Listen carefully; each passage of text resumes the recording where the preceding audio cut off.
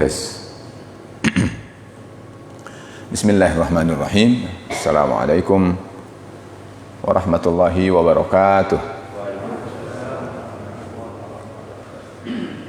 Innal hamdalillah nahmaduhu wa nasta'inuhu wa nastaghfiruh wa nastahdihi wa natubu ilaih. Asyhadu an la ilaha illallah wahdahu la syarika lah wa asyhadu anna Muhammadan abduhu wa rasuluh la nabiyya wa la rasula ba'dah. Allahumma salli wa sallim wa barik ala nabiyyina Muhammadin wa ala alihi wa sahbihi ajma'in wa ba'du.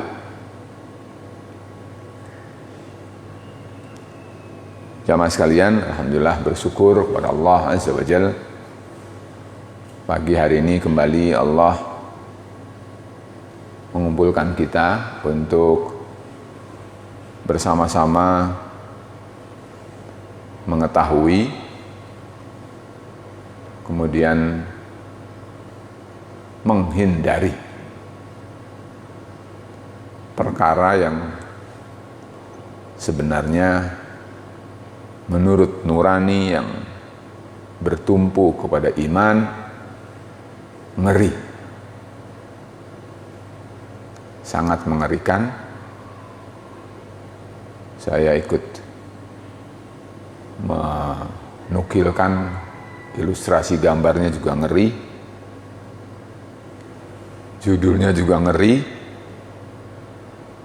Mudah-mudahan semua ini adalah membuat kita belajar dan menghindari.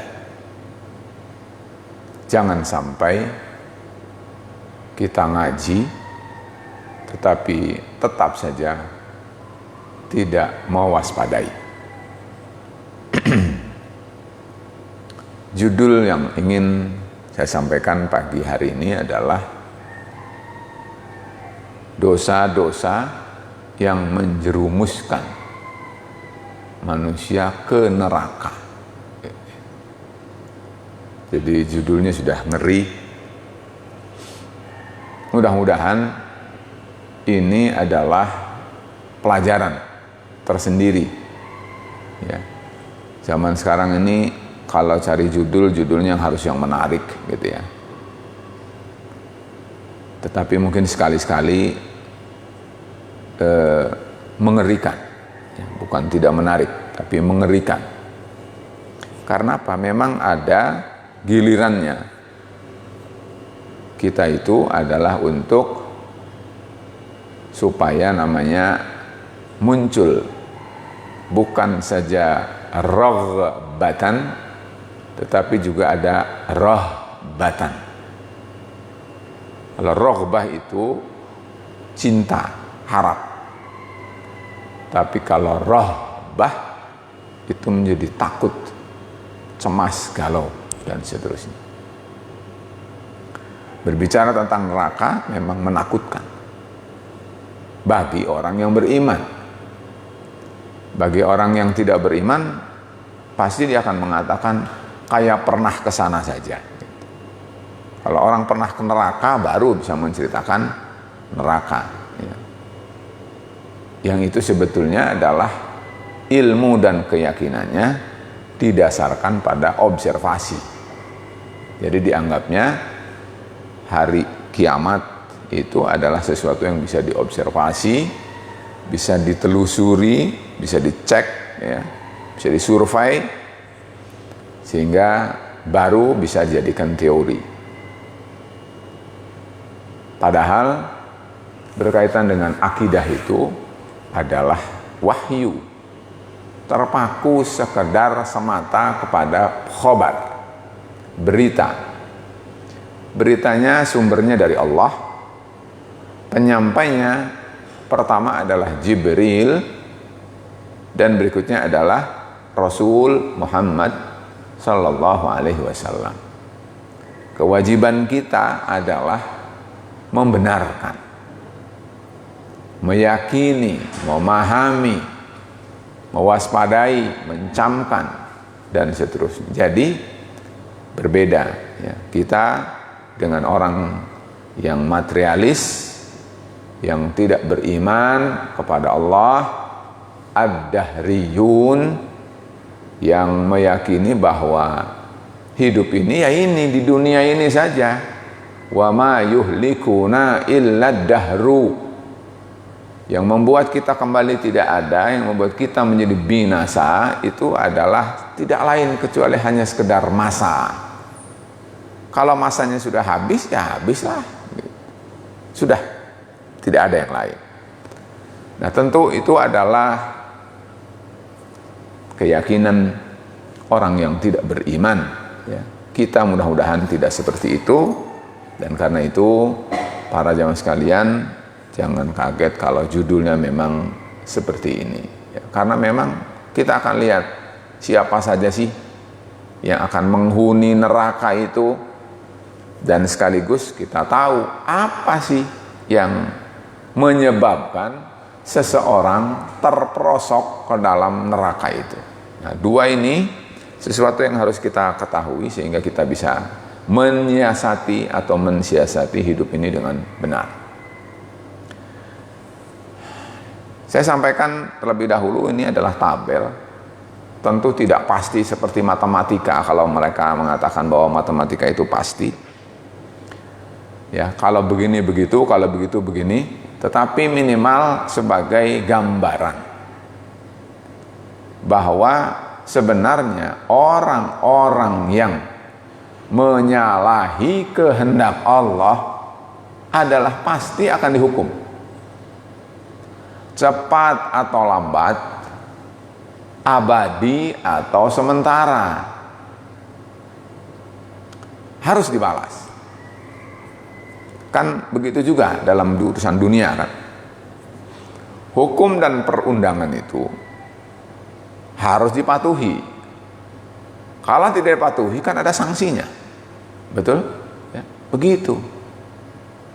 Begitu juga dengan kita ya, mempelajari tentang apa yang Allah kehendaki. Yang Allah kehendaki itu dua saja. Kamu wahai manusia harus mengerjakan, yang kedua harus meninggalkan. Gitu. Kalau tidak ada kata harus, berarti kalian boleh. Dan itu yang kemudian oleh para ahli ulama usul fikih disebut bahwa yang pertama itu wajib namanya, yang kedua itu namanya haram. Sudah. Kalau tidak diwajibkan, tidak diharamkan, berarti mubah, boleh. Kalau wajib turun dikit, namanya sunnah. Kalau haram turun dikit, namanya makruh. Itu yang kemudian disebut dengan hukum taklifi. Makanya kita kenal dengan wajib, sunnah, mubah, makruh, haram. Begitu urutannya. Nah, kalau mengerjakan yang wajib dan katakan saja yang tadi sunnah, iya dia dapat pahala. Kalau dia mengerjakan yang makruh dan haram, ia dapat balasan. Begitu.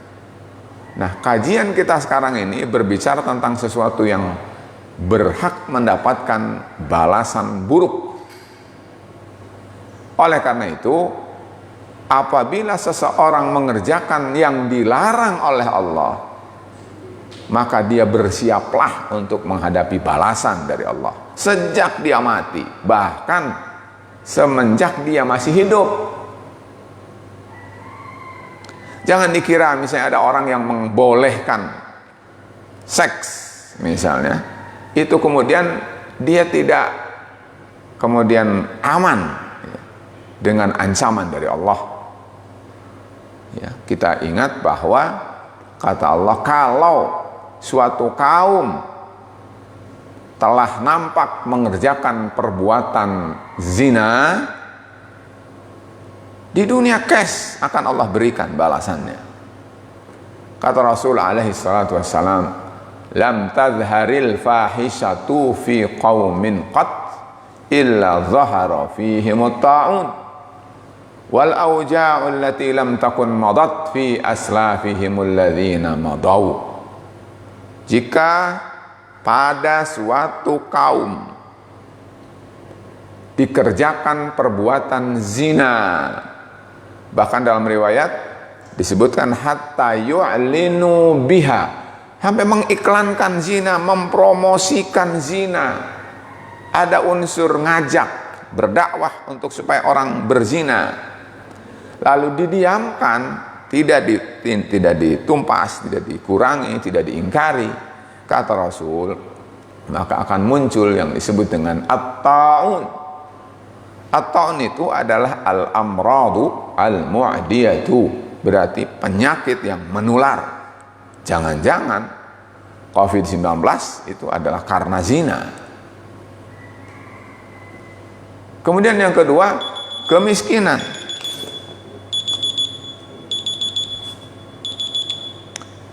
Kenapa miskin?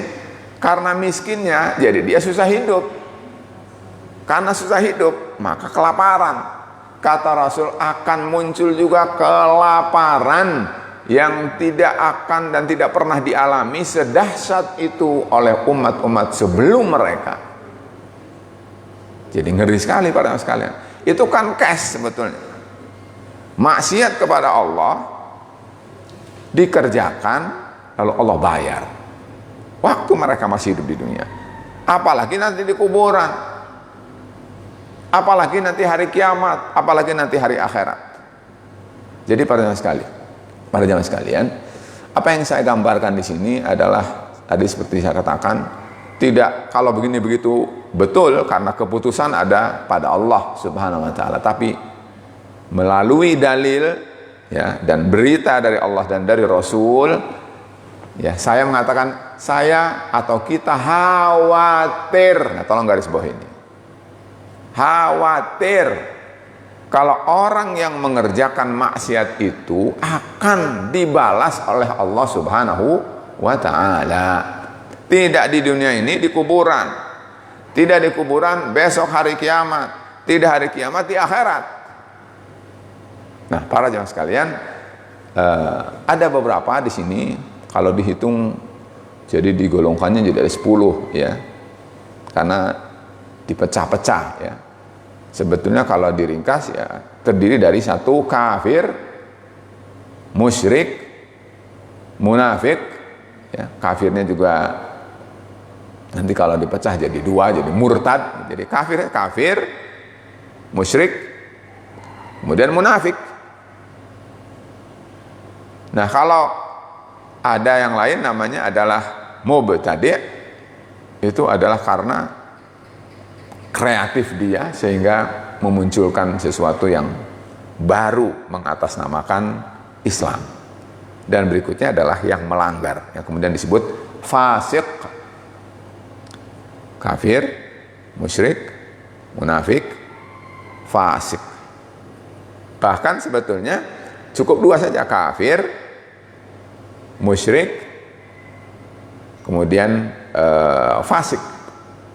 Bahkan sebetulnya dia adalah 2 saja, yaitu dia adalah kafir, kemudian fasik. Kafir itu adalah nanti diurai. Kafir asli, nah mulai masuk ada di situ. Kafir asli. Jadi 10 ini sebetulnya jadi 2 saja sebetulnya, Pak.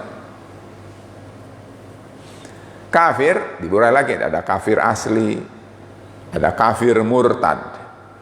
Musyrik itu kan sebetulnya sebelum Rasul menjadi Rasul kan sudah banyak orang-orang yang musyrik itu. Berarti musyrik juga, penyembah selain Allah. Ada lain mengaku dia muslim tapi hatinya kafir musyrik, kan munafik namanya. Kemudian ada orang yang dia itu adalah antara mereka, mengaku muslim tetapi tidak taat pada Allah, ya fasik namanya. Nah, orang bersama orang kafir di satu sisi, bersama orang muslim di satu sisi. Orang yang berkepribadian ganda ini itu adalah juga kena dampaknya. Jadi pada akhirnya 10 ini sebenarnya kalau disimpulkan 2 saja. Cuman kalau ingin diurai ya tadi di sini. Jadi ada kafir asli, ada kafir murtad, ada musyrik, syirik besar, ada musyrik, syirik kecil, ada munafik, nifak akbar, ada munafik, nifak asghar, ada mubtadi. Mubtadi kalau yang diperbuat bid'ahnya itu adalah perkara akidah, maka akan menjadi dua, ada mukaffirah dan ada mufassiqah. Lalu orang yang berbuat dosa, ada yang berbuat dosa kecil, ada yang berbuat dosa besar, jadilah 10. Nah, kalau dilihat dari sisi alam, para jemaah sekalian, alam setelah kita ini, kan kita ada 5 alam nih, yang kita lalui ini para jemaah sekalian. Harusnya sih setiap manusia nyadar ya, bahwa alam yang dilalui itu dia tuh 5. Alam kita apa? Sudah kita bahas, Lauhul Mahfuz. Alam ghaib yang kedua yaitu alam rahim, ketiga alam dunia ya. 2 alam sudah kita lalui dalam artian bahwa kita sudah tidak di rahim lagi, yaitu sekarang alam dunia. Alam dunia tidak sementara, terminal ketiga sebentar lagi kita akan pergi ke terminal ke-4, dia disebut namanya alam barzakh. Dan yang terakhir adalah alam kiamat atau alam akhirat. Nah, alam barzakh belum kita alami, ada yang sudah mengalami. Kiamat belum kita alami, akhirat belum kita alami. Tetapi yang harus kita ingat adalah bahwa jangan mentang-mentang di alam dunia selesai. Tidak. Dunia itu tempat beramal. Dari mulai barzakh, kiamat, akhirat, itu namanya alam al-jaza, balasan. Jadi kalau di dunia kita beramal ya, menanam, kalau di akhirat dari mulai alam barzakh, kiamat dan akhirat itu adalah alam di mana kita adalah mendapatkan balasan dari Allah atau menuai hasil dari apa yang kita tanam. Nah, karena dalam seperti itu dimensinya, maka sejak alam barzakh, semua manusia yang menyalahi aturan Allah, kehendak Allah, dari mulai kufur sampai dengan fasik tadi itu, berhak memperoleh hukuman dari Allah sesuai dengan perbuatan yang dikerjakannya. Kalau dia adalah melanggarnya kecil, dia dapat balasan kecil. Tapi kalau dia melakukan pelanggarannya besar, maka besar. Sampai demikian pula akan berakhir dengan alam akhirat. Alam akhirat itu 2 saja, neraka atau surga. Nah, ketika di neraka ada 2, ada neraka yang kekal selama-lamanya, tak ada ujungnya. Manusia itu akan diazab oleh Allah Subhanahu wa ta'ala. Ada manusia yang Allah siksa di neraka sampai masa tertentu. Sesuai dengan kehendak Allah, Allah akan angkat mereka itu. Bahkan nanti akan saya sampaikan, ada manusia yang menjadi penghuni surga terakhir. Subhanallah para sekalian.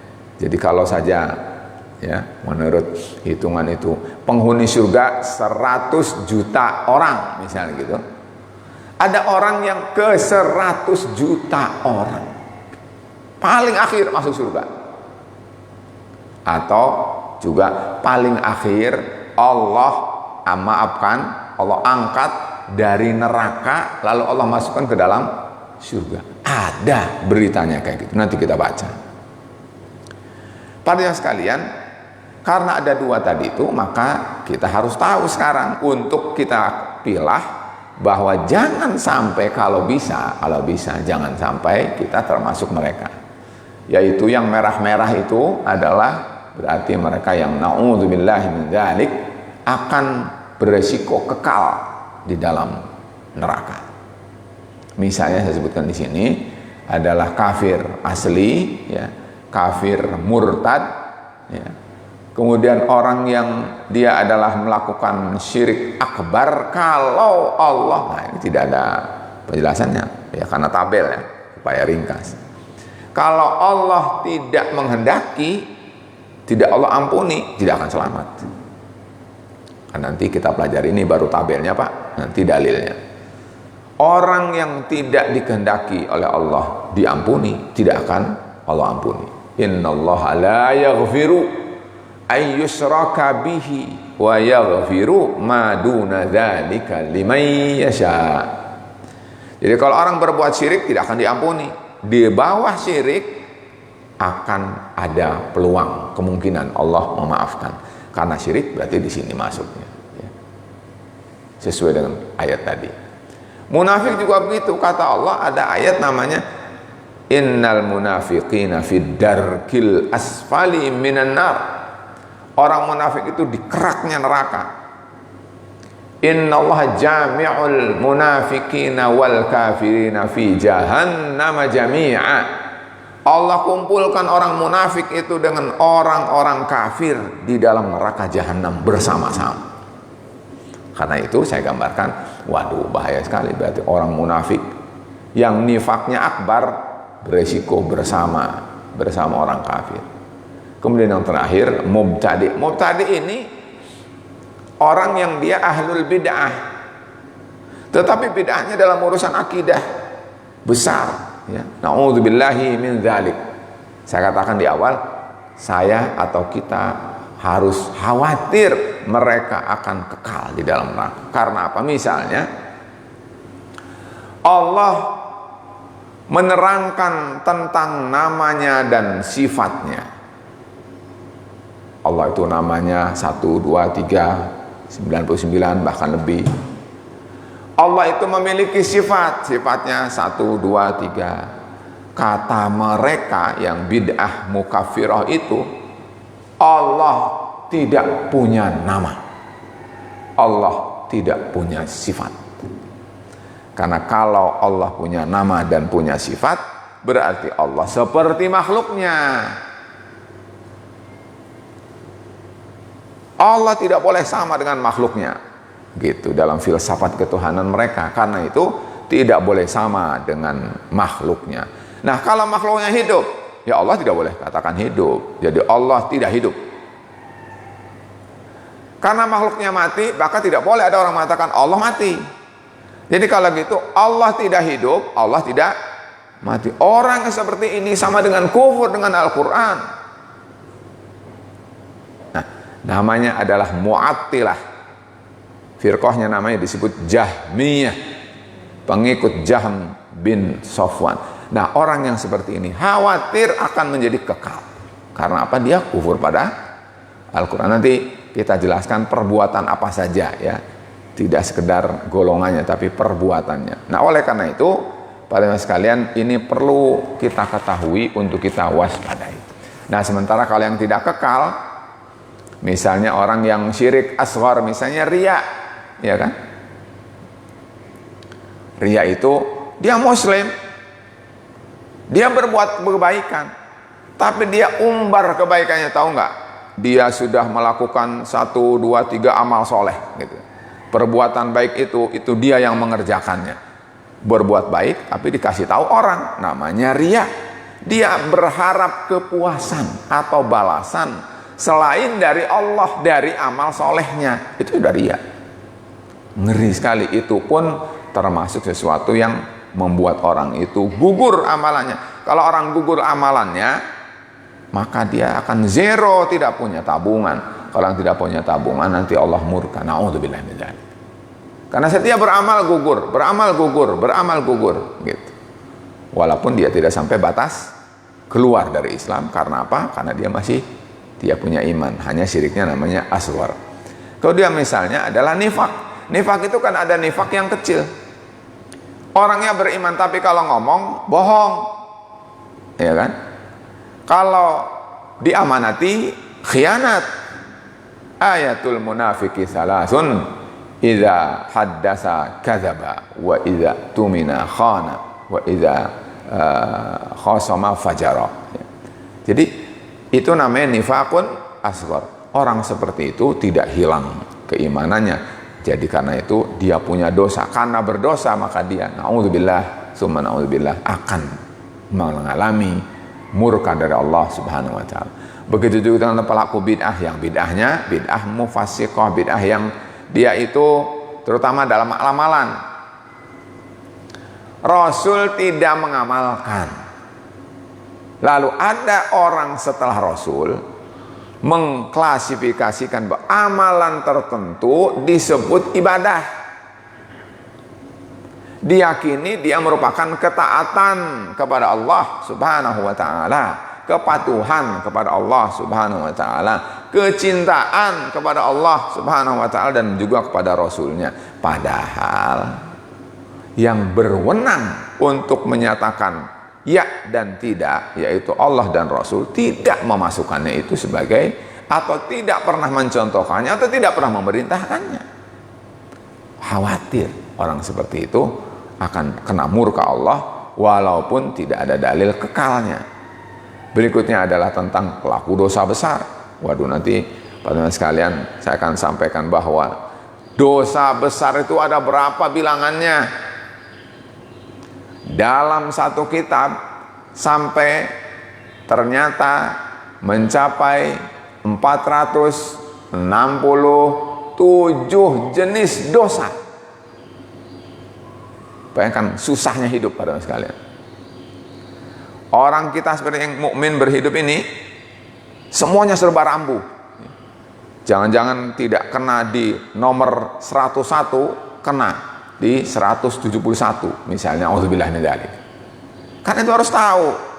Jangan sampai kita mengerjakan, kalau mengerjakan nanti kena murka Allah SWT.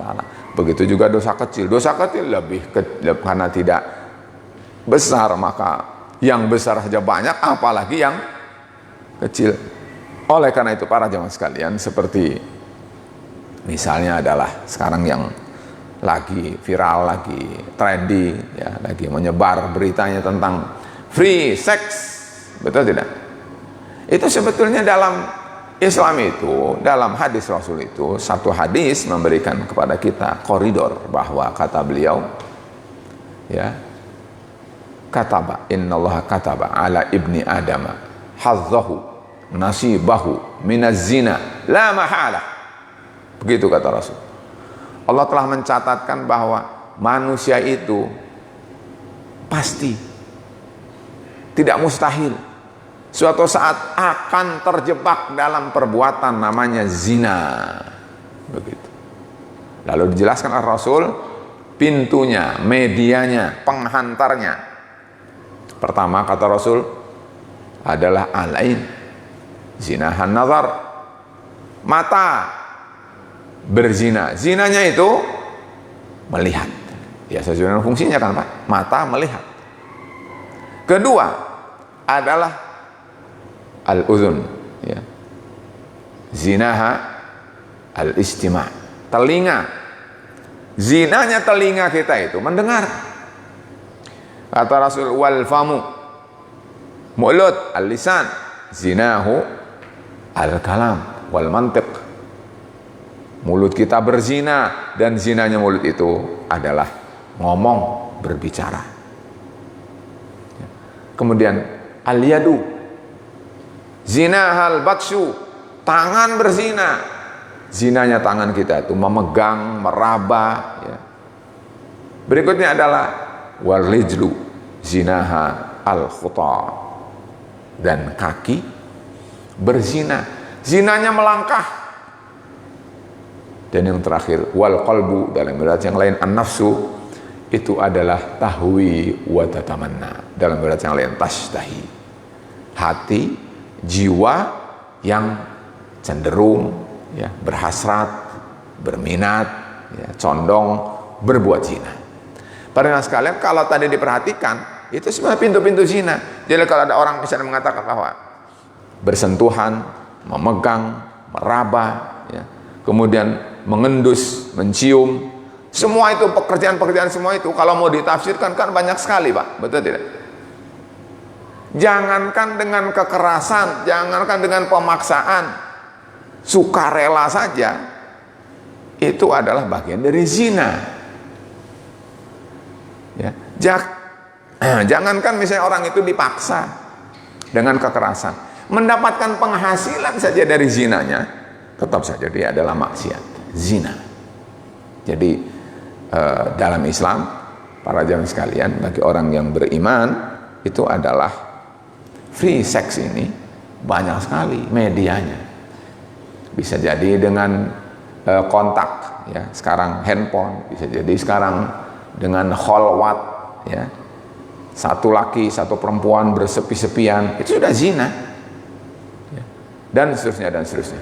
Jadi para sekalian, tabel ini adalah merupakan takribi, ya, pendekatan sebagai satu supaya kita mudah memahaminya, walaupun tidak pasti karena ini adalah Allah yang memvonisnya. Cuman berdasarkan tadi pengetahuan itu memudahkan kita untuk supaya kita bisa menghindari, mewaspadai dan tidak mencoba menyepelekannya.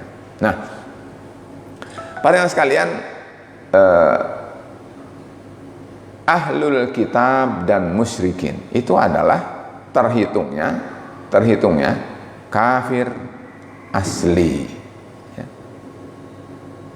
Jadi ini satu, ahlul kitab dan musyrikun menurut Allah, bukan menurut saya. Tuh ayatnya. Misalnya, ya, dalam surat Al-Baqarah Allah sebutkan ma yawaddul ladzina kafaru. Siapa yang kafaru itu? Yang kafir itu, kata Allah, min ahlil kitabi walal musyrikin. Berarti kafir ahlul kitab dan kafir musyrikin. Musyrikin itu kafir, gitu, menurut Allah Subhanahu wa taala. Dan diulang itu 3 kali di dalam Al-Qur'an. Al-Baqarah 105, Al-Bayyinah 1 dan Al-Bayyinah 6. Nah, kalau dilihat pada sekarang kafir asli ini begini.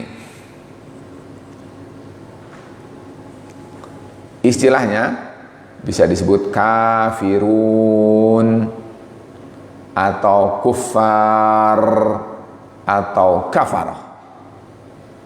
Ini kalau jamak, ya.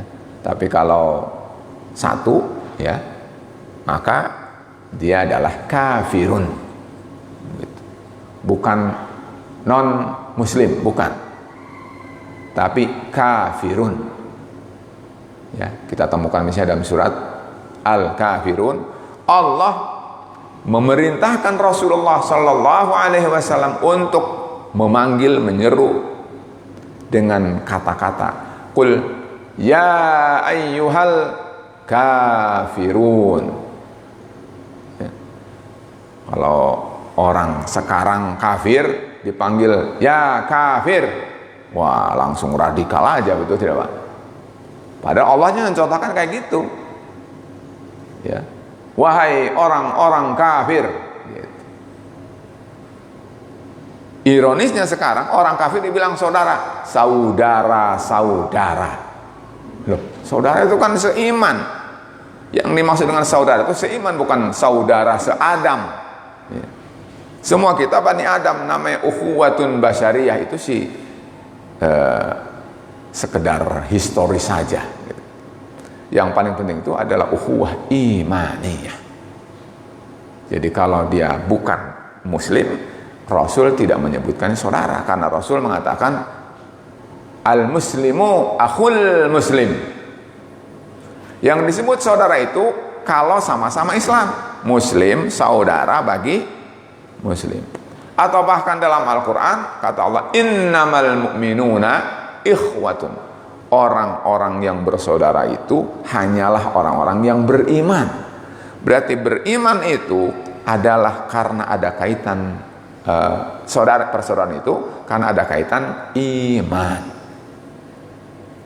Bahkan para sekalian, ya, ini bukan bahasa saya. Orang kafir itu oleh Allah disebutnya adu, musuh. Gimana tuh?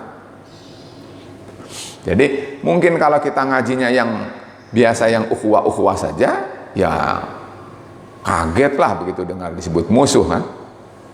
Tapi jangan salahkan orang yang menyampaikannya, karena memang itu adalah Allah yang menyebutkannya. Nanti mungkin kita akan temukan dalil-dalilnya. Nah, terkait dengan kafirun, kufar, kafarah ini, ya kita lihat misalnya tadi ada ahlul kitab, ada musyrikin kan. Ahlul kitab itu ada dua. Yang pertama Yahudi. Yahudi itu ternyata kalau diklik lagi, kata Rasulullah alaihi salatu wassalam, iftaraqatil yahudu ala ihda wa sab'ina firqatan. Orang Yahudi pada masanya, ya, kalau sekarang masih ada, nyaris kurang berarti karena sudah berakhir masa din Bani Israel itu, ya. Jadi kalau dipecah pada waktu itu 71 golongan kata Rasulullah SAW.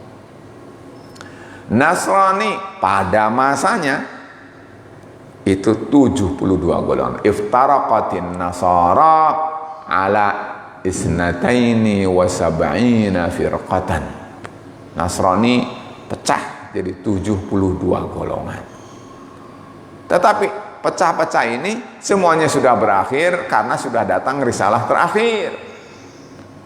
Dan itu tidak asing, tidak baru, tidak aneh, karena Isa alaihissalam atau bahkan Taurat telah memberitakan nanti akan lahir Ahmad namanya. Dia pembawa risalah terakhir daripada ajaran ini. Jadi mereka sudah tahu aba-aba itu. Hanya bahkan mereka sudah nyari, ya, sudah berusaha untuk menemukannya. Tapi masalahnya begitu keluarnya dari bukan Bani Israel, mereka tidak mau. Loh, kok kamu kan rendahan gitu, bukan Bani Israel, ya, berasal dari, kalau ibunya itu Sarah Hajar gitu. Sarah Hajar, dulunya katanya kamu siapa, ya. Nabi Ibrahim betul bapaknya, tapi istrinya siapa? Ismail, ibunya siapa? Ishak, ibunya siapa? Urusannya adalah rasis. Karena rasis itu adalah mereka tidak mau orang yang lahir bukan dari ibu yang sama. Nah, yang bukan berasal dari ibu yang sama dianggap rendah. Rasulullah itu lahir dari ibu yang bukan ibu dari Nabi Ibrahim yang lain, yaitu Sarah. Atau bahkan Nabi Muhammad itu bukan lahir dari kalangan yang mereka adalah kebanyakan nabi dan rasul lahir dari mereka. Tidak ada nabi sama sekali, ujug-ujug di akhir lahir Muhammad. Karena itu kata orang Yahudi, tidaklah gitu. Makanya mereka kufur kepada ajaran Muhammad sallallahu alaihi wasallam. Jadi ada unsur sebetulnya adalah kesombongan. Ada unsur namanya kedengkian gitu. Nah karena itu mereka adalah tidak mau menerima. Padahal kalau mereka beriman kepada kitab Allah aslinya, Taurat dan Injilnya, pasti akan mereka mengimani tentang lahirnya Muhammad sallallahu alaihi wasallam dan sekaligus ajarannya, yaitu Islam yang terakhir dan mutaakhir. Nah, para jamaah sekalian, itu namanya ahlul kitab. Ahlul kitab itu kafir. Jadi dalam Al-Quran Nasara itu kafir, Yahudi kafir gitu. Nah ada lagi kafir yang lain namanya musyrikun. Musyrikun itu adalah karena mereka menyembah selain Allah gitu. Siapa yang menyembah selain Allah itu nanti akan terurai lagi. Tapi judulnya, induknya namanya wasaniyun, bukan agama bumi. Karena ada orang mengatakan membagi, katanya ada agama samawi, betul, ada agama bumi. Nah itu sih tempatnya doang. Kalau orang mengatakan agama samawi, sebetulnya meyakini melalui pemahaman itu bahwa Allah itu adalah, atau Islam itu berasal dari langit, berallah di langit gitu kan. Sekarang ada orang yang mengatakan tidak mau meyakini Allah di langit, karena Allah di langit berarti di suatu tempat tertentu, di arah tertentu. Lah namanya saja sudah agama samawi. Jadi kadang-kadang perlu pemahaman yang yang jernih gitu ya, tidak dengan tergopoh-gopoh dan emosi ya, bahwa sebenarnya ada agama samawi, berarti agama itu berasal dari langit. Sumbernya di mana ya? Karena sumbernya di atas, di langit gitu. Jadi jangan aneh juga gitu. Ada orang yang aneh ketika orang mengatakan Allah fis sama gitu. Allah di langit. Kita lanjutkan dulu. Jadi wasani itu adalah penyembah berhala. Nah, berapa jumlahnya? Ya tidak terhingga, Pak. Gitu. Silahkan aja. Misalnya ya di Indonesia misalnya aliran kepercayaan saja misalnya itu ratusan itu. Bukan 1, 2 itu, sampai ratusan, mungkin sampai 200. Nah, jadi para sekalian, ini adalah mengerikan sekali. Kita jangan seperti ini, karena kalau begini kita akan terancam masuk ke dalam neraka Jahannam. Na'udzubillah min dzalik. Nah, sekarang misalnya kafir murtad. Kalau tadi kafir asli kan? Nah, jadi kafir asli itu begini, Pak. Orang yang dari sejak awal tidak pernah menjadi muslim, masuk mengimani menjadi umat Muhammad sallallahu alaihi wasallam, tidak pernah. Mungkin jangan-jangan tidak pernah mendengar Muhammad SAW. Jadi para sekalian tidak pernah masuk Islam, tidak pernah menjadi muslim dalam hidupnya. Itu namanya kafir asli. Nah, kalau kedua ini kafir murtad. Kafir murtad itu adalah mereka yang tadinya muslim. Apakah tadinya itu lahir bapak ibunya muslim, dia muslim, kemudian murtad karena terbeli Indomie misalnya, atau terbeli kursi misalnya, atau dia murtad yang tadinya memang murtad, yang disebut dengan kembali kepada kekufuran. Tadinya kafir, kemudian menjadi muslim, balik lagi menjadi kafir lagi. Dua-dua ini, muslim tadinya asli muslim menjadi kafir murtad, kafir muslim kafir lagi juga namanya murtad. Nah, ini misalnya dalam Al-Quran kita temukan kata Allah SWT ya, innal ladzina lam yakunillahu ya lam yakunillahu liya'manu summa kafaru ya. Dalam surat An-Nisa ayat 137 mungkin ini ada sedikit penukilannya ya. Orang itu beriman ya, kemudian kafir, kemudian beriman lagi, kemudian kafir lagi. Amanu summa kafaru summa amanu summa kafaru summa zdadu kufran. Beriman, kemudian kafir, kemudian beriman lagi, kemudian kafir lagi. Nah, itu namanya murtad. Atau seperti misalnya di sini disebutkan dzalika bi annahum amanu summa kafaru, beriman kemudian kafir. Itu namanya murtad. Jadi kafir murtad. Sekarang kafir musyrik.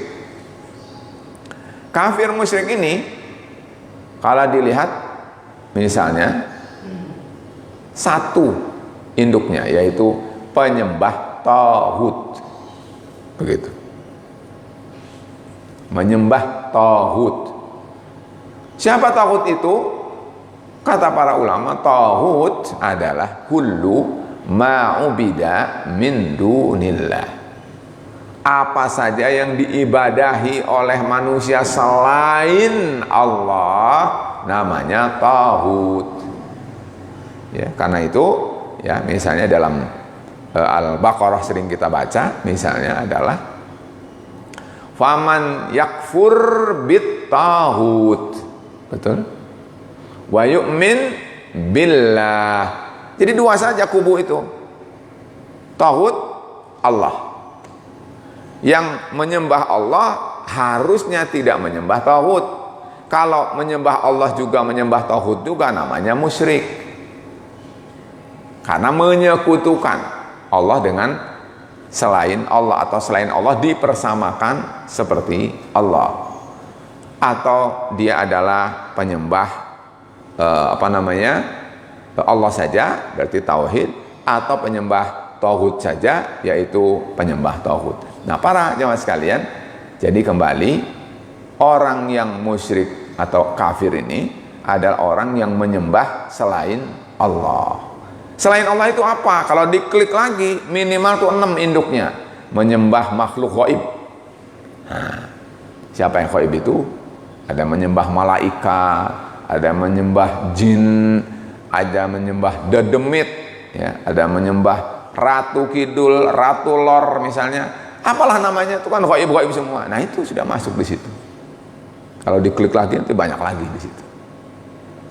Menyembah manusia, ada manusianya masih hidup disembah. Ada yang menyembah manusia sudah mati disembah. Kan ada. Bahkan na'udzubillahi summa na'udzubillah. Ada orang yang menyembah organ tertentu saja dari manusia itu. Ya, para sekalian. Manusia ini bukan disembah utuh, tapi organ tertentunya saja. Ya. Di belahan tertentu ada hanya orang menyembah kemaluan saja. Bayangkan menyembah kemaluan. Na'udzubillah min dzalik. Ada yang ketiga menyembah hewan. Ada yang menyembah hewan yang besar seperti kerbau disembah. Ya. Dan itu pelopornya dari mulai berhala dulu namanya Samiri. Betul tidak? Ada yang sampai sekarang tikus disembah. Ya kan? Ada orang yang menyembah tikus. Itu hewan. Misalnya adalah tumbuhan. Kita kenal misalnya pohon beringin misalnya gitu kan. Atau apa lagi. Berikutnya ada benda yang tak bernyawa disembah. Batu misalnya. Ya. Atau apalah gitu. Kemudian berikutnya benda angkasa, ya, misalnya matahari, ya kan? Bulan. Nah, ini kalau diurai ini, ya banyak Pak dalilnya. Jadi ini adalah sampel-sampel saja. Misalnya ya, lihat di sini. Allah berfirman dalam surat Fussilat ayat 37, kata Allah, "Wa min ayatihil lailu wan nahar wasyamsu wal qamar." Tanda kebesaran Allah adalah malam, siang, matahari, bumi, bulan.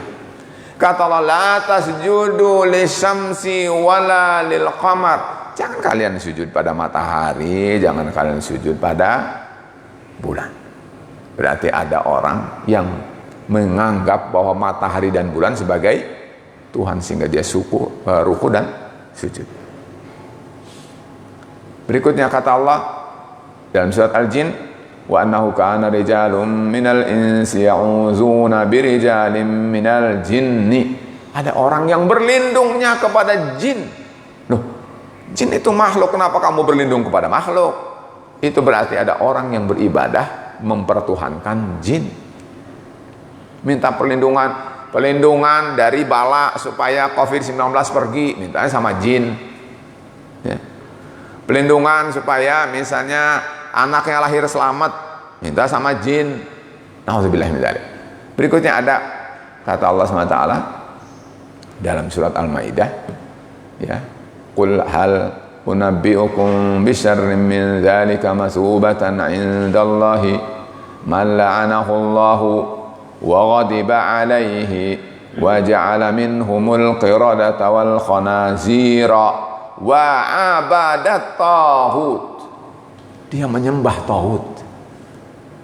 Ya, taghutnya itu nanti kalau lihat tafsir bentuknya apa nanti ditafsirkan di situ. Tetapi Allah menyebutnya taghut, menunjukkan bahwa selain Allah bisa disebut taghut. Nah, berikutnya adalah kafir munafik. Ini cepat. Kafir munafik, kafir nifak akbar, yaitu setiap orang yang memendam dalam hatinya kekufuran. Dalam hatinya Pak, bisa jadi casingnya wah lebih Islam daripada orang yang soleh bila perlu, ya. Pakai orang soleh pakai imamah gitu kan. Orang soleh pakai sarung. Orang soleh pakai koko. Orang soleh pakai saup. Bisa jadi lebih soleh dari orang soleh dari sisi casingnya, tapi dalam hatinya bisa jadi orang itu lebih busuk dari orang kafir itu sendiri, ya. Dan misalnya Allah gambarkan tentang orang munafik ini dalam surat Al-Munafikun. Kata Allah, wa idza ra'aitahum tu'jibuka ajsamuhum. Kalau kamu melihat mereka, kamu takjub kepada fisik mereka, jisim mereka, jasmani mereka, badan mereka. Takjub, Masya Allah gitu. Wa yaqulu tasma' liqaulihim. Kalau orang munafik itu berceloteh ngomong, kamu juga akan takjub mendengar betapa untayan katanya itu rapi, indah, ilmiah gitu, betul tidak? Nah, taunya di dalamnya mengandung racun-racun kesyirikan dan kekufuran karena namanya orang munafik, betul tidak? Al-Quran itu benar, dibilang Al-Quran meragukan. Islam itu sempurna. Enggak lah, kalau sudah sempurna bukan dunia gitu. Ada aja cara ngotak-ngatik pakai akal dan logikanya itu ya. Jadi para sekalian, ini adalah hati-hati, karena dia adalah bisa jadi muslim. Makanya disebut dengan, ada muncul sekarang namanya liberal misalnya gitu kan. Nah, hati-hati, dia mungkin muslim secara casingnya itu tadi saya katakan lebih soleh ya, dari orang soleh, karena menakjubkan fisiknya itu. Tetapi kalau dia ngomong, Masya Allah, kita mungkin akan takjub. Orang yang agamanya letoy atau imannya lemah ya, ilmunya kurang, bisa wah mantap gitu. Padahal sebetulnya dia adalah membuat orang menjadi terkecoh dan imannya menjadi miring kepada kekufuran dan kesesatan. Na'udzubillahi min dzalik. Nah, para yang sekalian, sekarang saya akhiri ini ya. Saya kembali ke yang lain. Nah, judulnya adalah dosa-dosa yang menjerumuskan manusia ke dalam neraka. Pertama, para sekalian, kita ini harus pandai memilih. Rasul memberitakan kepada kita bahwa manusia itu pada akhirnya akan bernasib satu dari dua. Yang pertama adalah syaqiyun, sengsara, nestapa. Dan yang kedua ada namanya sa'idun, bahagia, senang. Nah, yang mana yang mau kita mau? Itu kan kata orang, hidup ini pilihan. Ya pilih dong, betul tidak? Mau jadi orang yang sengsara atau menjadi orang yang bahagia? Rasul ketika kita masih dalam rahim ibu, summa yursalu ilaihil malaku fa yu'maru bi arba'i kalimatin, diperintahkan dengan 4 kata. Kata Rasul, bi rizkihi wa ajalihi wa syaqiyyin aw sa'idin. Katanya malaikat, catat ya untuk manusia yang sedang dalam rahim ini, tentang apa? Rizkinya, ajalnya, umurnya, dan nasibnya. Dia ini sengsara atau bahagia gitu. Para yang sekalian, terkait dengan neraka ini, saya ambilnya yang sesuai dengan nerakanya, yaitu sengsara. Neraka identik dengan sengsara. Lihat di dalam surat Hud, Allah berfirman, fa ammal ladzina syaqau, ya, fa amma, adapun alladzina, orang-orang yang syaqu adalah syaqi, sengsara. Di mana tempatnya orang sengsara? Fa finnar, mereka akan menghuni neraka. Lahum fiha zafiru wa syahiq. Dah, keterangan tentang kondisi nerakanya. Tapi saya ingin sampaikan, ciri orang yang sengsara adalah mereka yang dijebloskan oleh Allah ke dalam neraka.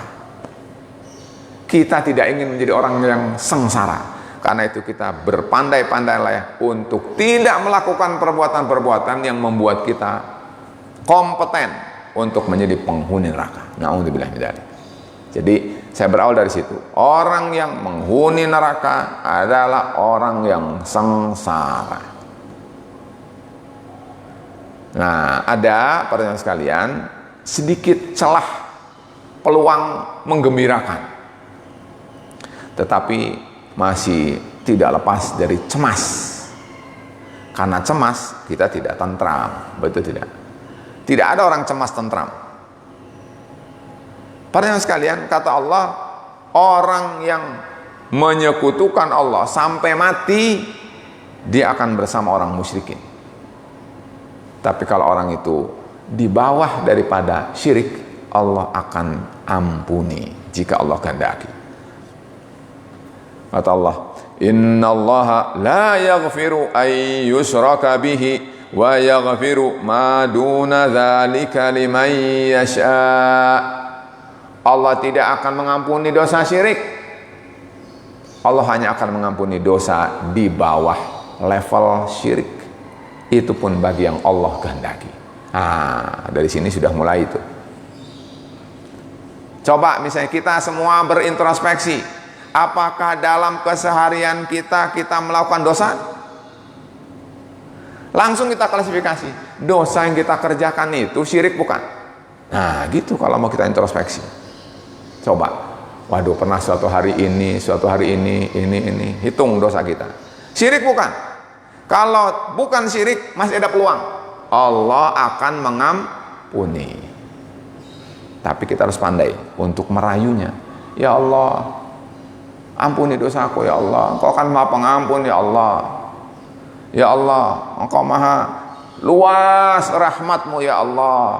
Harus pandai merayu Allahnya, mendekati pada Allahnya. Ya Allah, aku penuh dosa ya Allah, aku banyak salah ya Allah, aku lalai ya Allah, gitu. Karena apa? Banyak dosa itu. Nah, mudah-mudahan Allah jadi berkehendak untuk mengampuni dosa kita. Sudah dosa, lalai, lupa, malah setiap hari rajin nambah dosanya. Wah, itu namanya orang yang lali, mughafal namanya. Kalau kita sudah sadar bahwa kita banyak dosa, ya berarti kita minimal hentikan, berhentikan, jangan nambah gitu. Dan yang sudah dikurangi atau diberhentikan. Nah, karena begini pilihannya. Kalau syirik, Allah tidak akan ampuni. Karena tidak akan diampuni berarti kekal di neraka. Kalau di bawah syirik berarti dosanya itu ada peluangnya. Nah, dosa apa yang bisa diampuni oleh Allah? Nah, itu harus ditelusuri. Dosa apa yang masih berpeluang Allah berkehendak mengampuni dosa-dosa kita itu. Itu yang harus dicari oleh seorang yang beriman. Sehingga di samping menjauhi syirik, juga menjauhi dosa yang kira-kira dia adalah semakin berat untuk meminta maafnya kepada Allah. Nah, sekarang masuk pada dosa besar pada sekalian. Dalam Al-Quran ya, tadi yang disebut dengan tadi kufur sudah, syirik sudah, nifak sudah gitu kan. Nah, kembali kepada bagaimana orang itu tidak ada kaitan dengan urusan imannya ya. Beriman kepada Allah, berusaha berlurus di atas jalan Allah, tapi juga namanya manusia, ada saja dosa itu. Karena dia tidak lepas dari dosa, maka dosa yang dikerjakan oleh mukmin itu adalah bisa jadi dua. Ada dosa yang besar, ada dosa yang kecil. Nah, para jamaah sekalian, dosa besar ini disebutkan oleh Allah dalam Al-Quran. Kata Allah, in tajtanibu kaba'ira ma tunhauna anhu nukaffir ankum sayyi'atikum wa nudkhilkum mudkhalan karima. Kata Allah, jika kalian jauhi dosa-dosa besar yang kalian larang, yang kalian dilarang mengerjakannya, katalah kami akan hapus kesalahan kalian. Kata para ulama, yang dihapus itu dosa kecil. Kalau yang dosa besar harus tobat. Jadi ada dua cara nanti. Cara menghapus dosa besar gimana? Cara menghapus dosa kecil gimana? Betul tidak? Ya. Mungkin ada di antara kita yang pernah melakukan dosa besar, harus pandai, jangan salah prosedur. Tidak cukup dengan memperbanyak amal soleh, tapi dia harus dengan taubatan nasuha. Berarti ada caranya lagi, nanti dibahas. Ya, kata Allah, nukaffir ankum sayyiatikum, kami akan hapus kesalahan-kesalahan kalian. Kata Allah, innal hasanati yudhhibnas sayyiat, sesungguhnya perbuatan-perbuatan baik akan menghapus kesalahan-kesalahan. Itu yang kecil. Kalau yang besar dengan apa? Dengan taubat. Jadi perhatikan, harus pandai menyiasati tentang semua ini. Kata Allah SWT, wa nudkhilkum mudkhalan karima, kalau sudah Allah hapus kesalahannya, Allah ampuni dosanya, ya berhak orang itu masuk ke dalam surga. Nah, para jamaah sekalian, sekarang kalau secara ilmu, ya ini akan panjang juga waktunya, tapi mungkin kita lalui sebentar, kemudian kita simpulkan. Para ulama telah berbeda pendapat dalam mengemukakan, bersungguh-sungguh memberikan penjelasan kepada umat ini. Wahai umat, kalian harus tahu ya, kalau begini itu dosa besar namanya, kalau begini dosa kecil namanya. Itu adalah telah ungkapan mereka, dikatakan antara lain oleh Al-Imam An-Nawawi, ya, antara lain imam-imam yang lain, ya, menyebutkan tentang apa itu dosa besar, ya. Tetapi saya mungkin akan sampaikan antara lain pendapat ataupun yang diungkapkan, dikemukakan oleh Al-Imam Ibnu Jarir At-Tabari, ahli tafsir. Antara lain, dosa besar itu begini: setiap dosa yang berakhir dengan ancaman azab neraka, Allah murka, bahkan Allah mengutuk pelakunya. Kalau kita mendengar ada ayat atau hadis bernuansa itu, bernada itu, ya, berkesan itu, maka ketahui berarti itu namanya dosa besar. Siapa yang mengatakan itu? Antara Abdullah bin Abbas. Kata beliau, kullu dzanbin khatamahullahu binar au ghadabin au la'natin au azab, maka itu dosa besar. Setiap dosa yang Allah tutup dengan neraka, ya, dengan murka, dengan kutukan dan siksa, berarti itu namanya dosa besar. Ada lagi yang mengatakan bahwa dosa besar itu adalah setiap dosa yang diancam pelakunya dengan siksa neraka, sama dengan yang pertama kan, bagian gitu ya. Juga diwakili Ibnu Abbas, Sa'id bin Jubair, Al-Hasan Al-Basri, Mujahid bin Jabr, dan Imam Ad-Dhahhak. Dosa besar itu kata yang lain adalah setiap yang melanggar larangan Allah. Pokoknya siapa saja yang melanggar larangan Allah, itu adalah dosa besar. Wah, ini berarti kita berpeluang juga, Pak, ya, kalau ini setiap yang melanggar larangan Allah, dia pelaku dosa besar. Wah, mungkin termasuk berat ya, karena apa? Larangan itu ada yang larangan besar, larangan kecil.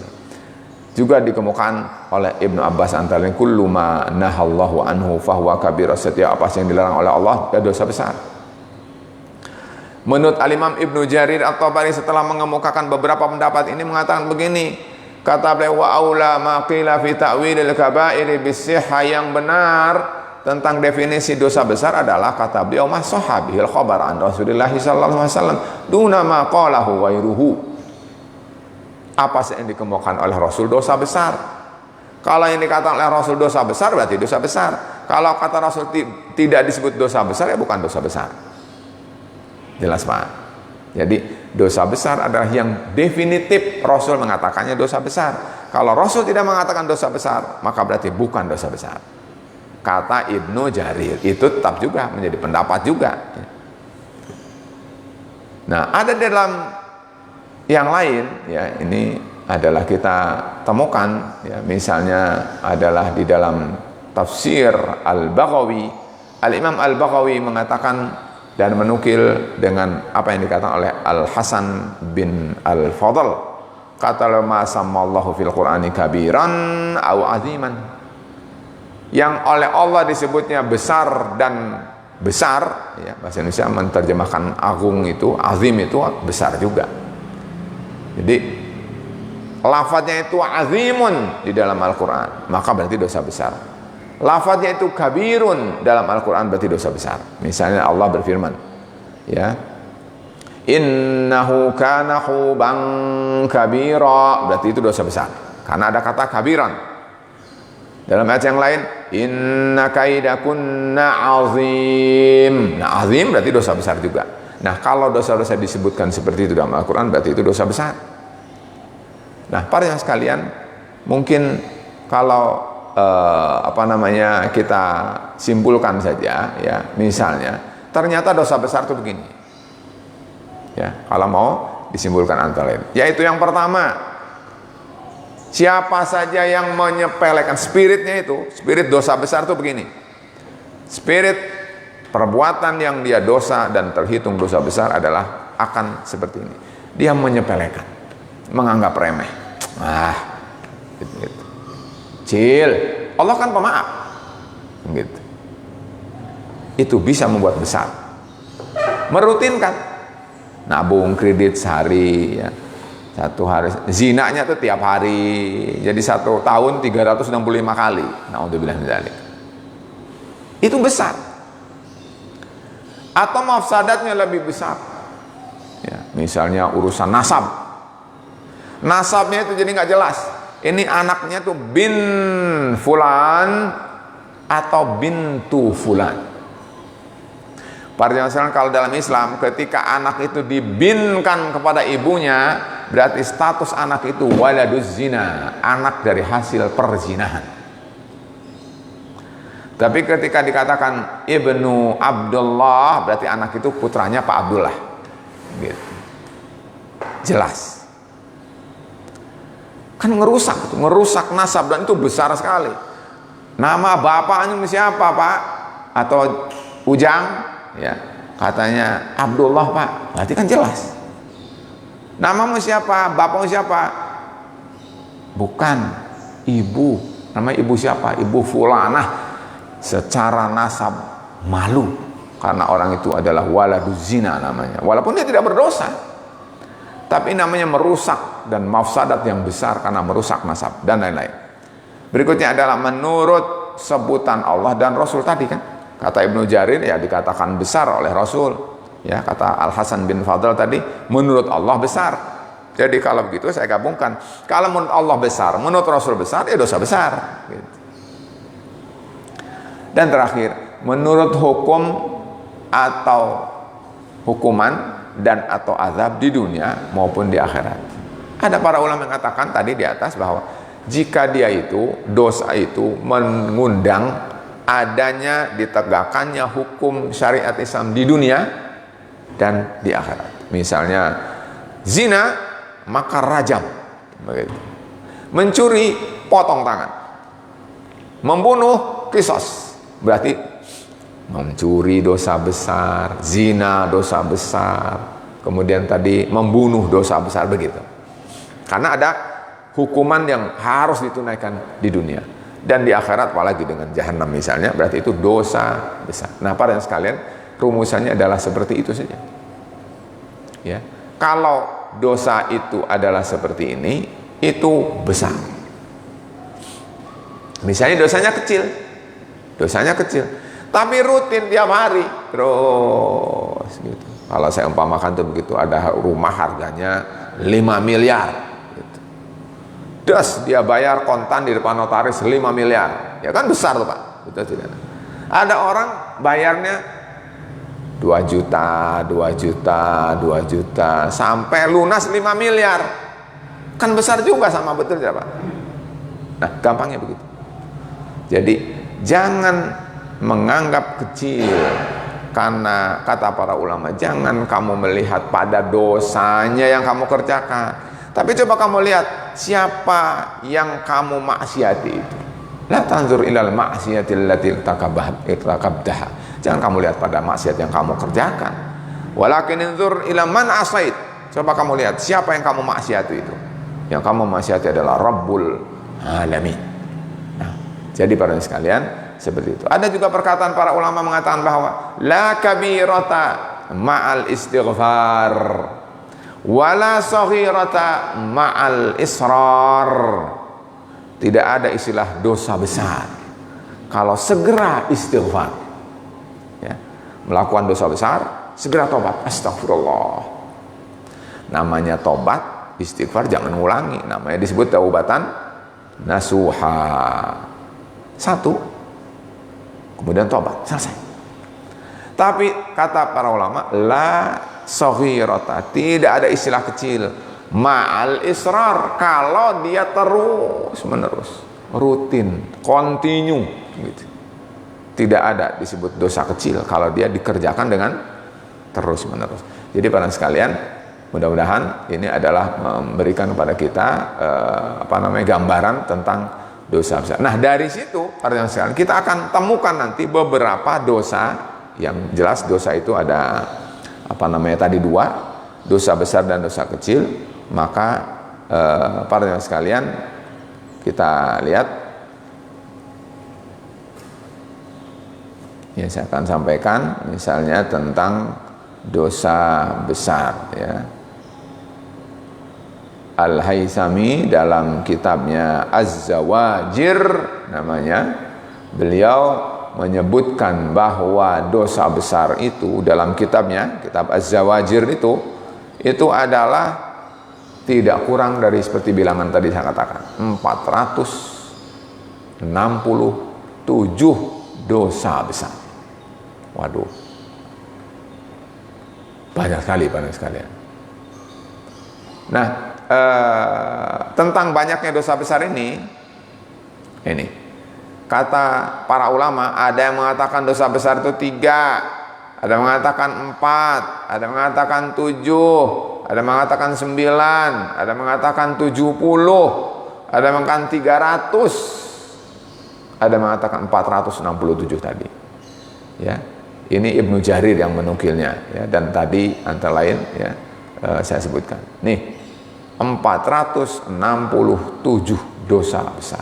Siapa yang mengatakannya? Adalah Ahmad bin Muhammad bin Ali bin Hajar al-Haythami as-Sa'di al-Ansari.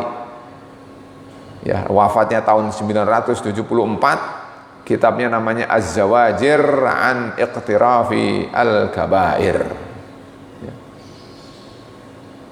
Jadi Zawajir itu kalau dalam bahasa kita adalah peringatan keras supaya manusia tidak mendekati perbuatan dosa besar. Itu judul buku. Kalau bahasa Indonesia tidak indah, tapi bahasa Arab indah ya.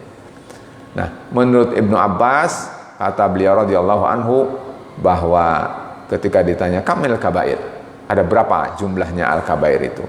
Katanya asab'un hiya, apakah 7? Qala, kata Abdullah bin Abbas, ila 700 aqrab minha ila 7. 700 ya, 300 lebih dekat daripada penyebutan membatasi dengan 7. Lalu disebutkan ghairu annahu la kabirata ma istighfar wala saghirata ma israr. Tadi sudah saya sampaikan. Ada lagi mengatakan, kata beliau di sini, Ibnu Abbas juga mengatakan hiya ila 70 adna minha ila 7. Kata beliau yang lebih benar adalah 70. Jadi Ibnu Abbas mengatakan ada 70, ada mengatakan sampai dengan 300. Menurut Abdullah bin Abbas, dosa besar 3. Al-kabairu salasun. Ya. Dosa besar itu 3. Al-ya'su min rawhillah wal qunutu min rahmatillah wal amnu min makrillah. Tapi tadi saya sebutkan dalam kitab Az-Zawajir sampai dengan 467.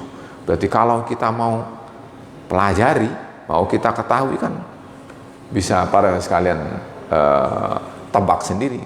Itu kalau mau dikaji itu berapa itu? Ya, 467 itu apa saja? Minimal kalau nyebutkan saja mungkin dari ba'da subuh nggak cukup sampai jam 7 nyebutin 467. Nyebutin doang betul tidak? Jadi para sekalian, Islam ini sudah sempurna, rambu-rambunya sudah sangat lengkap, pasal-pasalnya sudah gamblang. Tinggal kita pelajari, lalu kita terapkan dalam hidup. Teori-teori baru itu bagaimana caranya agar aplikatif, ya, bukan tambah ruwet. Ya.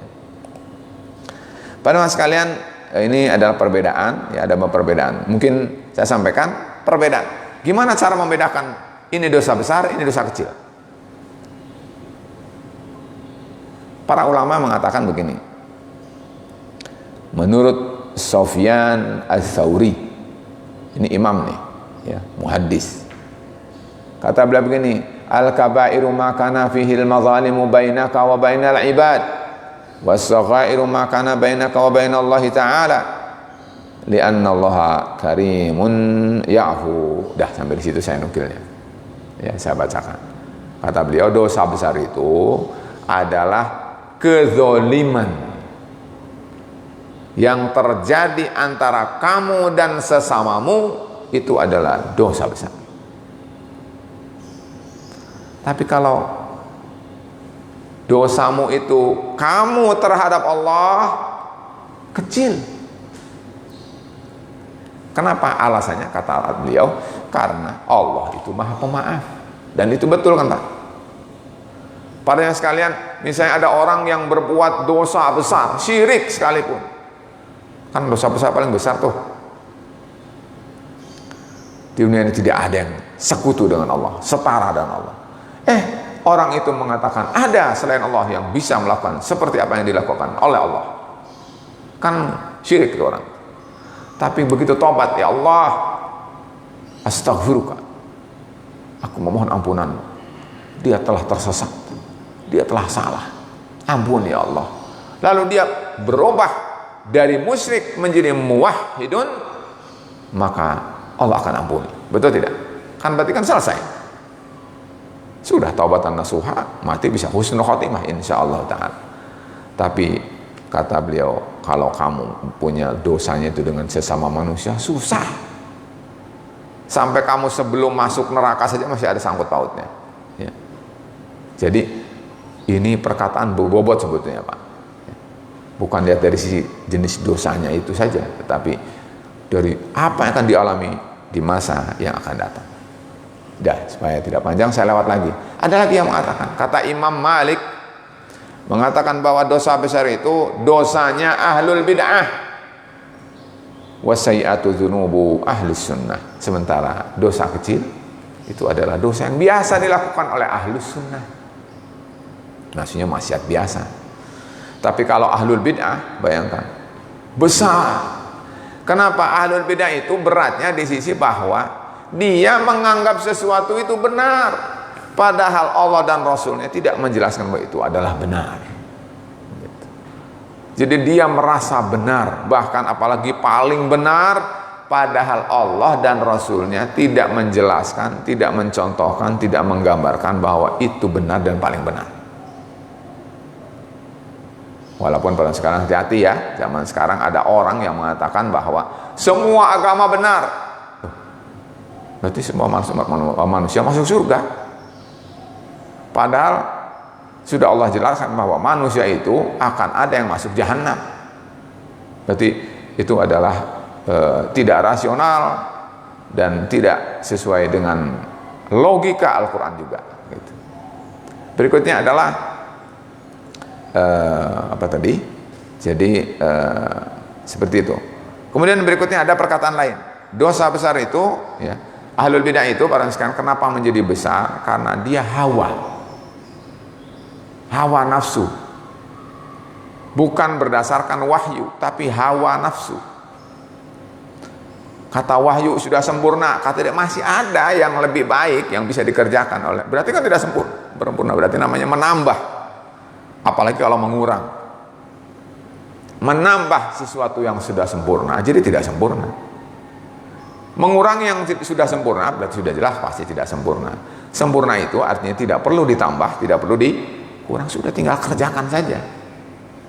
Jadi kalau ada orang yang menambah, jadi tidak sempurna karena sudah cantik-cantik malah ditambahin apa begitu, akhirnya jadi tidak cantik. Jadi para sekalian seperti itu.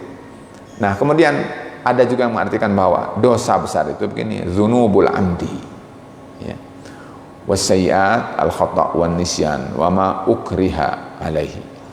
Ya, sedangkan kalau dosa kecil itu hanya yang salah, yang lupa, nah itu berarti itu dosa kecil. Kalau dasarnya kesalahan, kalau dasarnya lalai, lupa, berarti dosa kecil. Tapi kalau dia adalah sengaja, gitu, sengaja, sudah tahu bahwa itu dosa, dikerjakan. Sudah tahu bahwa itu haram, apalagi kalau dihalalkan, wah murtad. Jadi seperti itu. Jadi begitu kata para ulama. Ada lagi yang mengatakan bahwa al-kabairu dzunubul mustahillina mithlu dzambi iblis was-saghairu dzunubal mustaghfirin. Ya. Jadi kalau ini sastra sebetulnya Pak, dzunubul mustahilin, dzunubul mustaghfirin. Itu ada in gitu kan. Nah, dalam bahasa Indonesianya, dosa besar adalah dosa orang yang menghalalkan yang diharamkan Allah. Dosa kecil adalah dosanya orang yang selalu memohon ampunan Allah. Berarti maksudnya dia dosa istighfar lagi, dosa istighfar lagi, doa. Nah, itu yang seperti itu adalah dosa kecil. Tapi kalau sudah disebut dosa besar, karena orang itu menghalalkan. Ya. Kholwat itu haram, halal, gitu kan.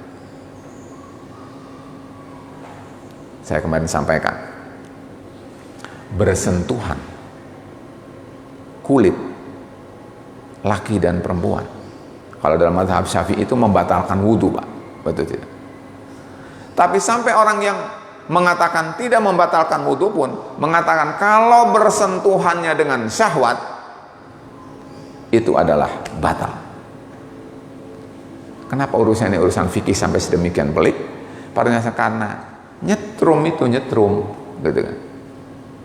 Bersentuhan kulit pada saat berjabat tangan atau yang lainnya, laki-laki dengan perempuan, apalagi yang sudah berfungsi syahwatnya, sudah mumayyiz, sudah balik, ya, bukan mahram, itu adalah bagian daripada zina. Kan tadi disebutkan wal yadu zina hal batsu, dan tangan zinanya adalah menyentuh. Jadi pada sekalian, kalau orang sudah mengerti bersalaman laki perempuan yang bukan mahram dan sudah mumayyiz, sudah balik, itu bagian dari zina, betul tidak? Apalagi free sex, pergaulan bebas, baru begitu aja udah zina. Nah, pada sekalian, orang yang menghalalkan, ya, boleh kalau nggak ada rasa apa-apa kok, gitu kan. Itu aja membesar-besarkan, nggak ada apa-apa, bolehlah salaman laki perempuan. Membolehkan itu jadi dosa besar, Pak. Itu contoh-contohnya. Apalagi meraba misalnya, mencium misalnya, wah itu yang disebutkan dalam peraturan itu, itu adalah jabaran dari zina minimal kecil di dalam hadis Rasul Shallallahu Alaihi Wasallam. Nah, karena itu harus waspada. Lebih seringlah kita mengkaji Islam daripada mengkaji koran dan bacaan lain, karena sebenarnya pedoman hidup muslim itu Al-Quran dan hadis. Ya, para yang sekalian, berikutnya adalah ada yang mengatakan dosa besar itu asyirku wa ma yuaddi ilaihi. Syirik, apa saja yang membuat orang berbuat syirik itu dosa besar namanya. Tapi kalau dosa kecil itu wa maduna syirku fa saya, kalau di bawah syirik namanya kesalahan, berarti dosa kecil. Dan masih banyak lagi, saya mungkin supaya tidak lama, intinya adalah tadi sudah saya simpulkan bahwa dosa kecil dan dosa besar antara lain diketahui dengan indikator, ya, penyebabnya seperti yang tadi sudah saya sebutkan. Nah, ada dosa besar tapi ranking juga, dosa besar yang paling besar, la haula wala quwata illa billah, menunjukkan bahwa di satu sisi Allah itu Maha Rahman, Maha Rahim, tidak menjadikan satu perbuatan itu semuanya satu level. Tapi yang besar saja ada besar tapi paling besar. Dan itu antara lain tadi saya sebutkan, misalnya kata Abdul Mas'ud, akbarul kabair, terbesar dari yang besar itu adalah syirik kepada Allah, ya. Putus asa dari kasih sayang Allah, merasa aman dari ancaman Allah, putus asa, ya, dari apa yang Allah berikan peluang kepada kita sekalian. Nah, itu termasuk besar. Nah, ini kalau dibahas, ya, tentu akan, namanya juga perkataan Abdullah bin Mas'ud, terbesar dari yang besar, berarti perlu dibahas, ya. Kunut misalnya, kunut itu bukan kunut subuh Pak, ya. Kunut maksudnya itu adalah dia pesimis, ya. Dia tidak punya harapan, dia putus asa bahwa Allah memberi kasih sayang. Nah, orang yang putus dengan kasih sayang Allah, ya akhirnya dia saya bunuh diri. Ya, coba kalau dia misalnya ada optimis itu, ya sudah, berhentilah sekarang juga, bertobatlah kepada Allah, istighfar kepada Allah. Yang penting sebelum nyawa di kerongkongan, gitu kan. Allah Maha Pengampun kok. Gitu. Maka insya Allah. Tapi kalau orang yang tidak punya spirit itu, wah, dia langsung putus asa, dah tak ada gunanya hidup, langsung aja bunuh diri. Jadi para sekalian, alhamdulillah, ini adalah diantaranya. Kata Al-Imam An-Nawawi misalnya, dosa besar yang paling besar itu adalah qatlun nafsi bighairi haq, membunuh dengan cara yang tidak benar. Kemudian syahadatuz zur, bersaksi palsu. Ya, ini kalau dibahas juga begitu. Imam Nawawi mengatakan ini karena ada penjelasannya. Misalnya saja bahwa membunuh itu adalah dosa besar yang paling besar. Karena apa? Mematikan itu kan kewenangan Allah, gitu istilahnya. Dia melakukan sesuatu yang harusnya Allah yang mengerjakannya. Itu jadi besar. Atau dengan membunuh, membuat bukan saja masalah bagi yang dibunuh, tetapi keluarganya masalah, anaknya masalah, keluar dan segala macam masalah. Jadi besar. Nah, para jemaah sekalian, itu adalah di antara dosa besar yang paling besar. Nah, kata beliau, ya, Ibnu An-Nahas, ya, dalam kitab beliau namanya Tanbihu Al-Ghafilin, ya, mengatakan begini, kalau dosa kecil, waduh, susah membatasinya, banyak sekali. Kata beliau, la matma'a fi hasriha, tidak ada satu harapan untuk bisa membatasi. Jadi maksudnya banyak sekali. Dan tadi saya sebutkan, la kabirata ma'a istighfar wa la saghirata ma'a al-israr.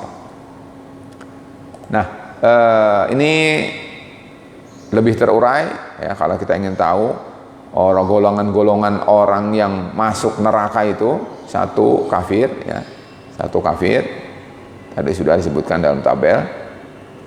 Kemudian murtad, ya, orang murtad, orang munafik, ya, kemudian orang musyrik, ya. Nah itu apa yang tadi saya uraikan menjadi 10, dan bahkan kalau disingkat jadi 2. Nah, ada perbuatan-perbuatan para sekalian ini menjerumuskan manusia ke dalam neraka, bahkan diancam kekal di dalam neraka. Misalnya, ya misalnya karena bisa jadi banyak, ya. Sementara saya sebutkan di sini adalah hanya kira-kira 19 saja. 19 saja. Dan sekarang sudah jam 6 lebih, ya. Jadi mungkin saya akan sudahi. Para jemaah sekalian, perbuatan atau dosa yang menjerumuskan manusia ke dalam neraka, satu, menyembah syaitan.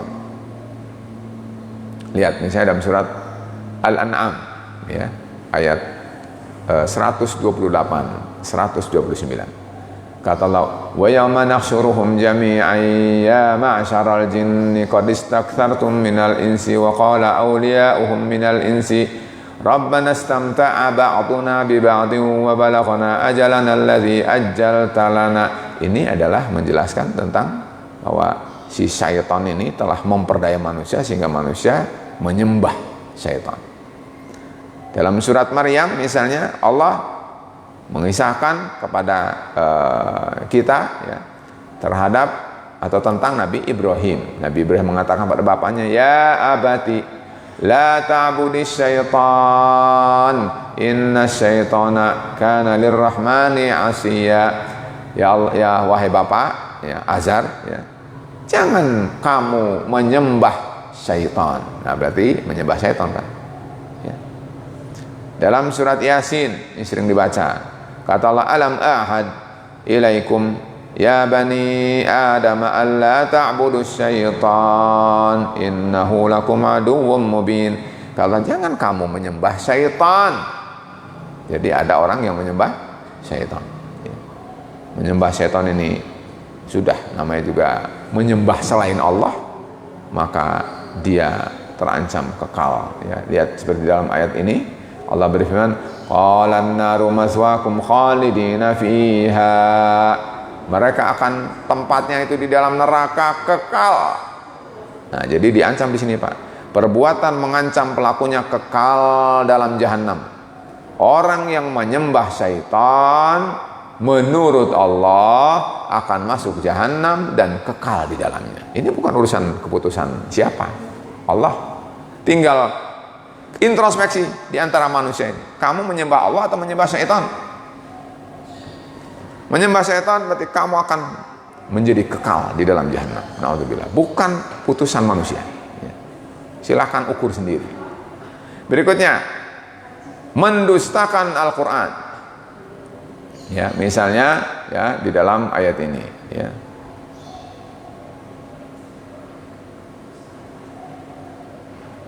Ayatnya dari mulai surat Ghafir 69 sampai dengan 76. Kata Allah, alam tara ilal ladzina yujadiluna fi ayatillahi anna yusrafun. Itu tentang orang yang membantah ayat-ayat Allah, itu dibantah. Ini nggak logik nih. Dipreteli, ditakhrij ayat itu. Wah, ini sesuai, bagus. Ini nggak sesuai, nggak bagus. Ini berarti moderat, ini radikal. Lah, sampai yang misamilah itu bukan Allah, harusnya Allah dong. Allah yang menjadi pemutus perkara itu. Zaman sekarang Pak, hati-hati. Dia menjadi hakim, mengatakan orang lain tidak boleh menghakimi, tapi ada orang yang dia berani menghakimi. Seolah-olah dia punya SK absolut. Jangan ada yang lain. Kalau dia boleh. Gitu. Kata Allah lanjut ya, alladzina kadzdzabu bil kitabi wa bima arsalna bihi rusulana, yaitu orang-orang yang mendustakan kitab, Alkitab, Al-Quran maksudnya, dan apa yang kami turunkan kepada rasul-rasul kami. Nah, ini Pak, kalau diamati, saya merahkan di sini.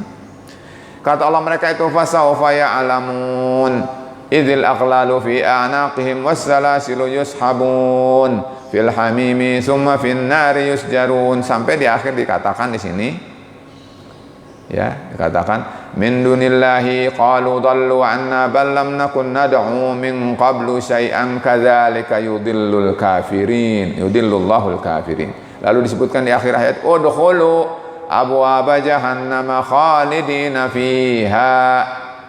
Jadi terancam orang yang mendustakan Al-Quran. Al-Quran itu benar, dibilang tidak benar. Al-Quran itu relevan, dibilang tidak relevan. Al-Quran itu lengkap, dibilang tidak lengkap. Al-Quran itu adalah manusiawi, dibilang tidak manusiawi. Al-Quran itu moderat, dibilang tidak moderat. Ini sama dengan mendustakan Al-Quran. Mereka terancam kekal di dalam jahanam. Na'udzubillah. Ini yang menjerumuskan manusia. Jadi ini kalau ditafsir dalam dunia nyata, ya, bukan dunia, ini kan masih teori Pak, ini Al-Quran ini ayatnya masih teori. Kalau dipreteli dalam dunia nyata, wah banyak sekali orang yang tersangkut ini. Misalnya dalam Al-Quran Allah berfirman surat Al-Baqarah ayat 39, walladzina kafaru wa kadzdzabu bi ayatina ulaika ashabun nari hum fiha khalidun. Orang yang kafir, orang yang mendustakan ayat kami, mereka akan menjadi penghuni neraka sekekal di dalam jahanam itu. Kekal, diancam kekal oleh Allah. Surat At-Taghabun, walladzina kafaru wa kadzdzabu bi ayatina ulaika ashabun nari khalidina fiha. Kekal, diancam kekal orang yang mendustakan. Jadi jangan sepelekan para sekalian. Kalau kata Allah benar, jangan kita katakan tidak benar.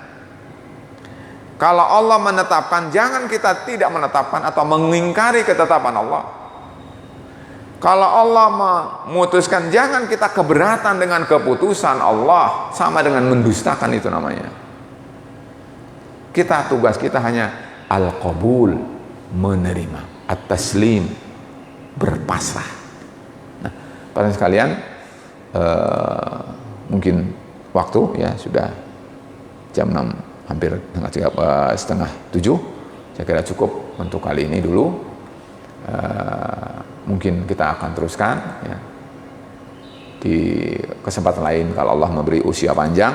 Mudah-mudahan Allah menetapkan kita di atas hidayah, dan mudah-mudahan Allah menjauhkan kita dari dhalalah ya, sehingga kita selalu berada di atas jalan yang lurus, selalu sampai kita berpisah dengan dunia ini. Amin. Saya akhiri, wassalamualaikum warahmatullahi wabarakatuh.